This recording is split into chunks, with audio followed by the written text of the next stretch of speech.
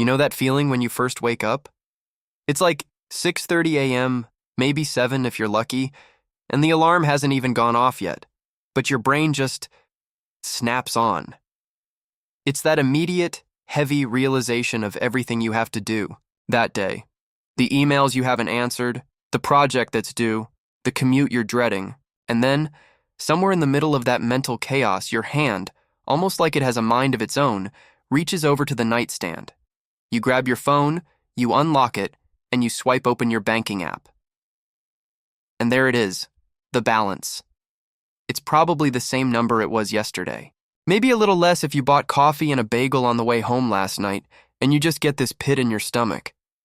This quiet, sinking feeling that asks, is this it? Is this as far as it goes? You work hard, right? I mean, you grind.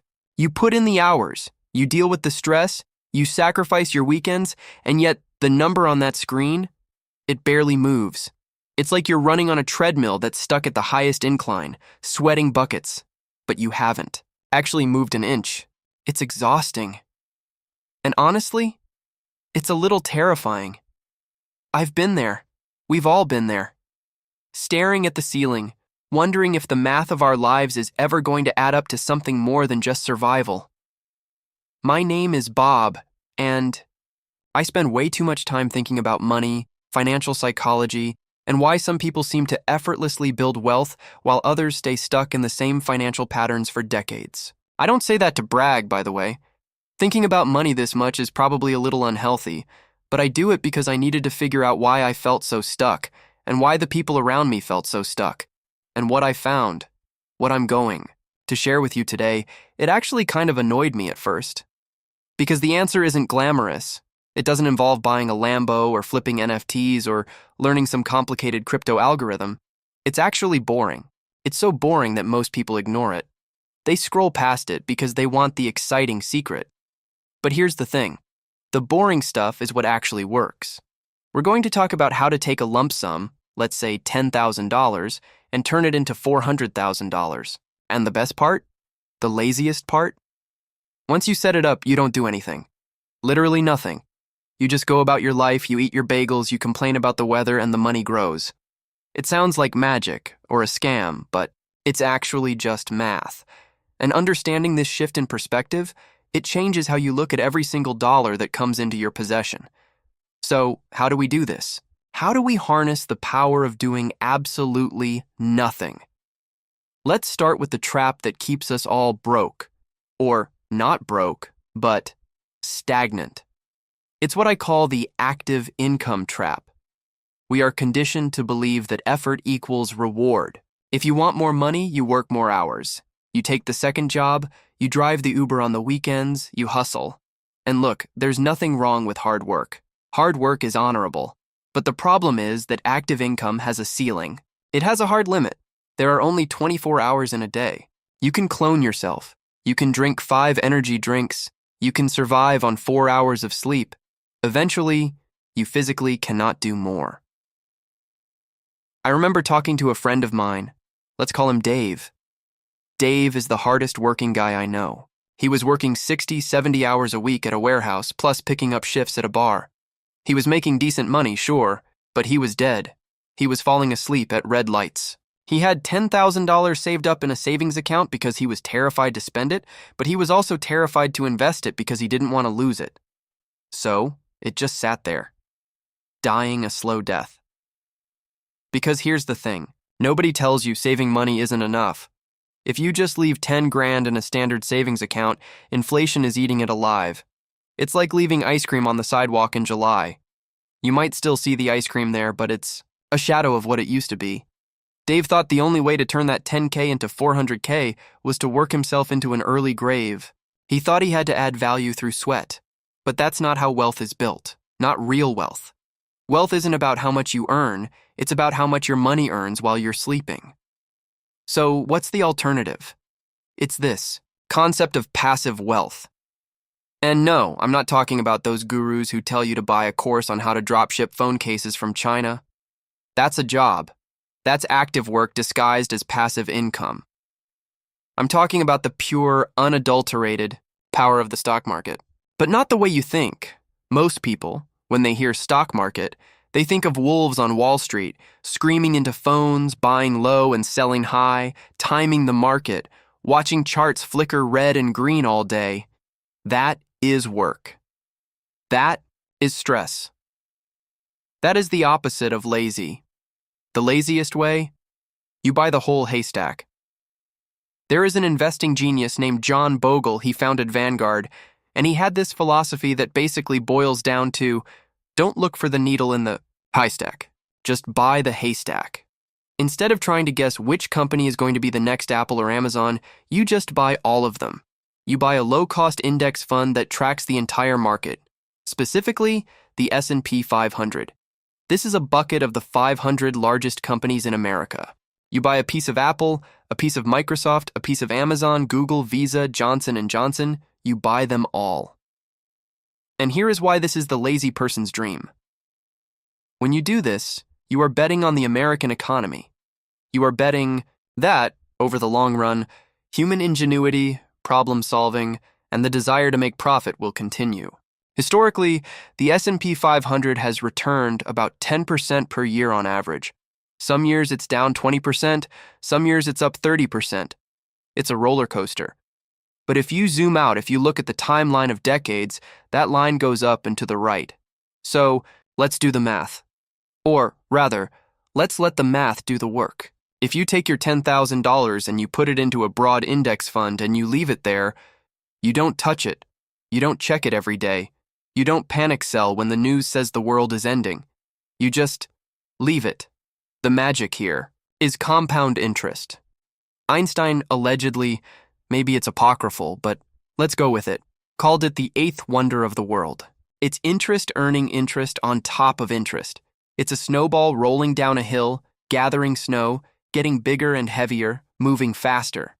If we assume a conservative 7% return after inflation, so this is real growth, buying power, your money doubles roughly every 10 years. That's the rule of 72. You divide 72 by your rate of return, and that tells you how long it takes to double.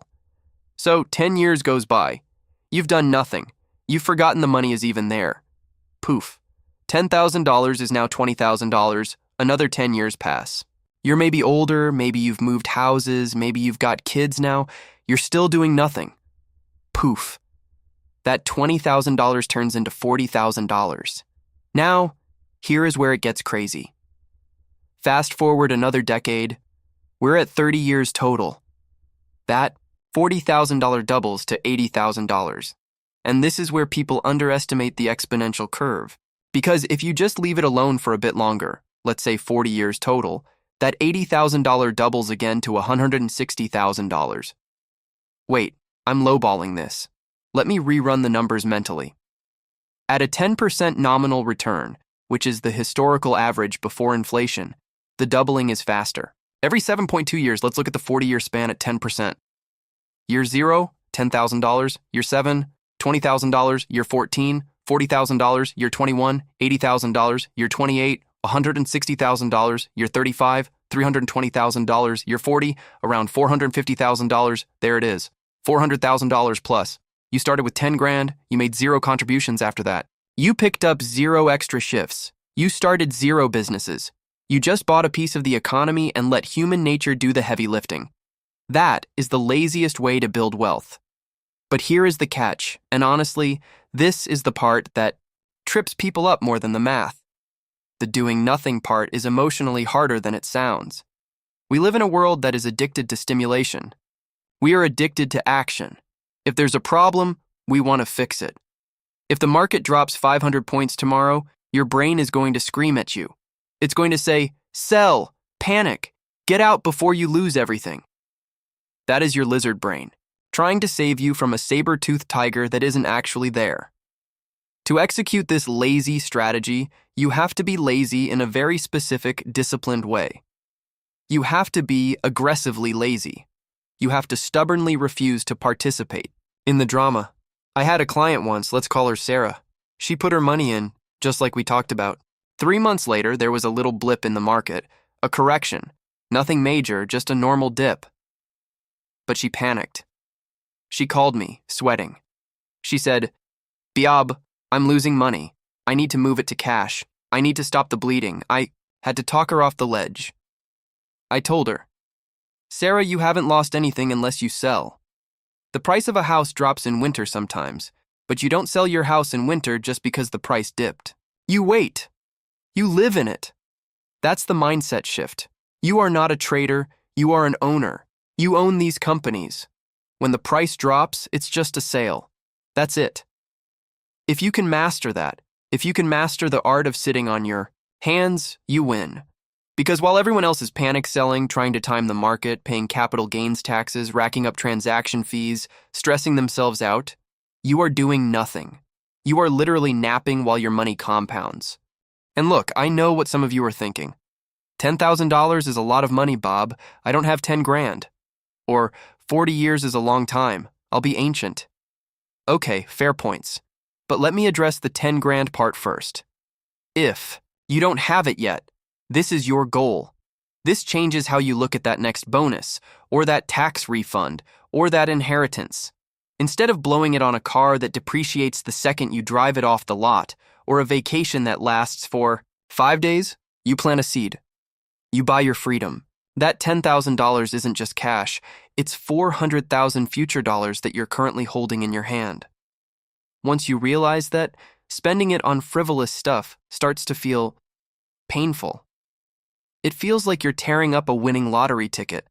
And as for the time frame, yes, it takes time. But time is going to pass anyway. You're going to get older whether you invest or not.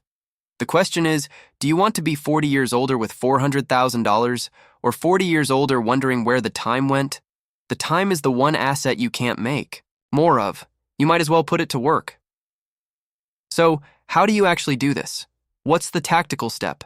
It's anticlimactic, I promise you. You open an account, could be a Roth IRA, which is great because the growth is tax-free, or just a standard brokerage account. You find a low-cost S&P 500 index fund. The ticker symbols are usually things like VOO or VFIX, but I'm not giving financial advice, just telling you what exists. You click Buy. You type in $10,000, you click Confirm, and then you turn off the app. You delete it from your phone if you have to. You set up auto deposits if you want to add to it later, which will make the numbers even crazier. If you added just $100 a month, we'd be talking about millions, not hundreds of thousands. But strictly speaking, for the lazy challenge, you just stop. You go back to your life. You focus on your job, your hobbies, your family. You let the markets crash. You let the bubbles burst. You let the headlines scream about doom and gloom. You don't care. You are the leaf floating down the river, not the salmon swimming upstream. You are relying on the aggregate productivity of the United States economy to increase your wealth. There is a profound peace in this. It removes the anxiety of keeping up. You stop looking at your neighbor's new car and feeling jealous because you know that in 30 years, your balance sheet is going to look a whole lot healthier than theirs. You are playing the long game. You are playing the infinite game. I think about my friend Dave a lot. He eventually did invest. It took him a long time to let go of the fear. He realized that the safety of cash was actually the riskiest place to be because it guaranteed he would lose purchasing power. Once he moved his money into the market and promised himself he wouldn't touch it, he told me he slept better. He actually worked fewer hours because he didn't feel the desperate need to grind every waking second to squeeze out a few extra bucks. He saw that his money was doing the heavy lifting. That's the real transformation here. It's not just the $400,000, it's the psychological freedom. It's realizing that you don't have to be a slave to the hustle to be wealthy. You can be kind to yourself. You can be lazy. You can let the machine work for you. So where does this leave you? Hopefully, with a different perspective on that $10,000. Or maybe just $5,000. Or maybe whatever you have stuffed in a savings account right now that's gathering dust. We get so caught up in the complex strategies. We think we need to be geniuses to be rich. We think we need insider information or a secret algorithm. But the universe rarely rewards complexity. It rewards patience. It rewards consistency. It rewards the ability to do absolutely nothing while the world spins around you. Turning $10,000 into $400,000 isn't about hitting a home run. It's about getting on base and then just refusing to run. You just stand there on first base, and eventually, your teammates, dividends, earnings growth, inflation keep hitting the ball, and you keep rounding the bases until you cross home plate.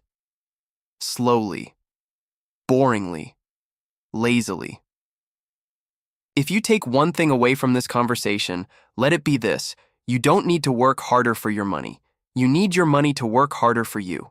And the hardest work your money can do is absolutely nothing compounded over time. Start today, even if it's small, even if it's just opening the account. Because the best time to plant a tree was 20 years ago. The second best time is right now. Go plant your tree, then go take a nap. You deserve it.